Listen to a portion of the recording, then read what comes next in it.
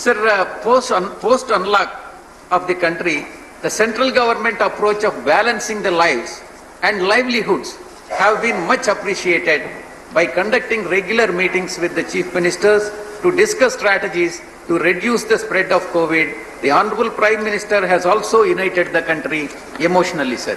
Sir, despite the financial crisis, economic crisis, the Andhra Pradesh government strategy has been three-pronged strategy which effectively reduces the health suffering and the economic suffering. Sir, the first, there are three-pronged strategy. First is testing.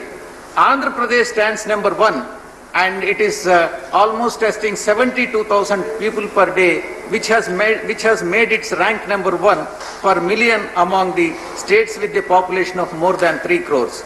Sir, in fact, I am one of the sufferers of COVID, and I know the importance of early detection that can never be understated, sir. Sir, next is the treatment. Sir, anyone testing positive can get themselves treated without paying a single pai under YSR Arogyasri scheme, under which the patients with an annual income of 5 lakhs are given free COVID treatment, sir. Sir, the schemes even covers the more private hospitals also. That is the extent of benefits that are being given to the patients who are being treated for corona. Further, sir, to assist the patient, a system of help desk by the Arogya Mitra have been set up in Andhra Pradesh.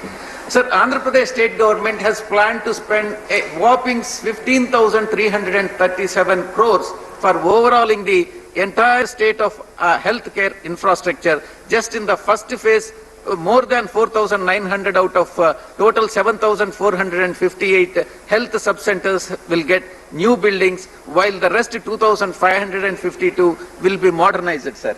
Sir, Andhra Pradesh, sir, one important issue which I would like to bring to your kind notice, despite the odds that Andhra Pradesh government has been receiving, both from economic point of view and also from the judiciary point of view, and in terms of COVID treatment, Andhra Pradesh is much ahead of much ahead, sir.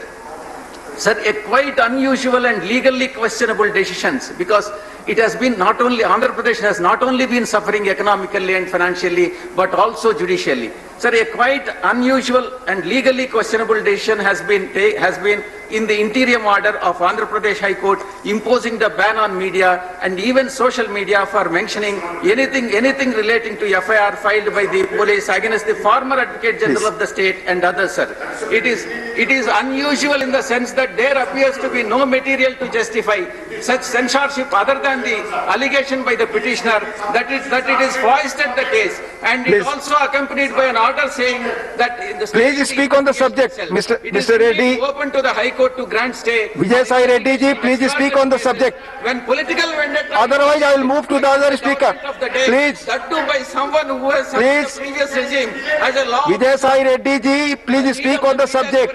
And public scrutiny is all the. Vijay Sai Reddy ji, please speak on the subject. Petitioner would benefit from the complete absence of any reportage is unclear. It prevents the legitimate comment even to the effect that there is no substance in the allegation. We are discussing COVID. Please speak on that. That is what I am saying, sir. Despite the odds from the judiciary, onslaught from the judiciary, Andhra Pradesh government has been contributing the best to the COVID treatment, and it is doing its best, sir. In fact, the right to freedom of the speech has been, in fact, the governments imposed the gag order. In the Andhra Pradesh, alternatively, it is the judiciary which is imposing the gag order. Please. And the judiciary is not impartial. Judiciary is please conclude now. Vijay Sai Reddy ji, conclude. It has to be stopped.